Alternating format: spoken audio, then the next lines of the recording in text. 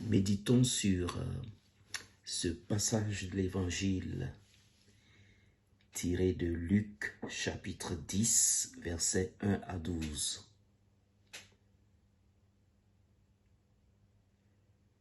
Un texte plein d'enseignements où Jésus envoie ses disciples, ses apôtres, où Jésus nous envoie. Aller deux par deux.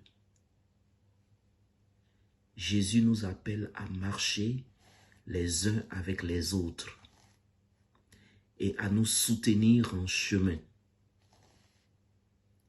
Il n'est pas prudent de laisser des individus seuls. Je reconnais ici le bien fondé.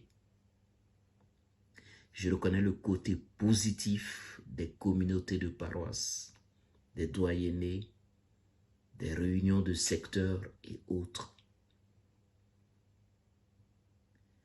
Mais là, on veille plutôt, et c'est une bonne chose, à ce que le prêtre mette des groupes ensemble pour réfléchir, pour l'avancée de la paroisse, des communautés de paroisse, des doyennés.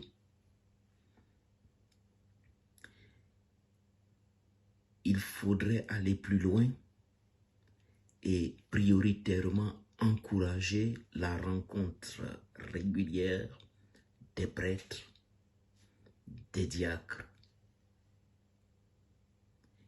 Il faudrait leur permettre aussi d'agir ensemble, en même temps, quelquefois, dans un même lieu donné.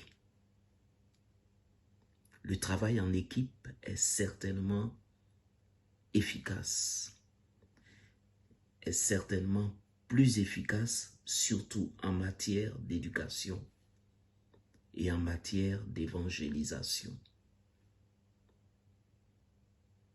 La solitude doit être exceptionnelle, volontaire et temporaire si possible.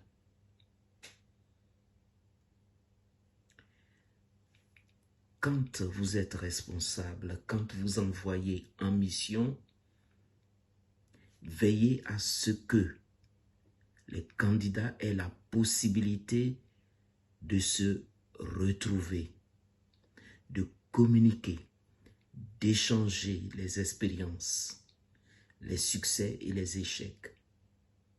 Ne jamais laisser quelqu'un isolé, seul. Les chrétiens, les dirigeants des communautés n'ont pas d'excuses quand ils disent que c'est parce qu'il n'y a pas assez de prêtres, pas assez de religieuses et de religieux, qu'ils sont obligés d'accepter ou de laisser tel ou tel seul au fin fond de la vallée ou loin sur cette montagne escarpée. Non, semble nous dire Jésus. Priez donc le maître de la moisson d'envoyer des ouvriers pour sa moisson. Prions le maître de la moisson pour qu'il nous aide à trouver, grâce à son Esprit Saint, des solutions nouvelles, des solutions d'aujourd'hui. La moisson n'est pas la nôtre, elle est à Dieu.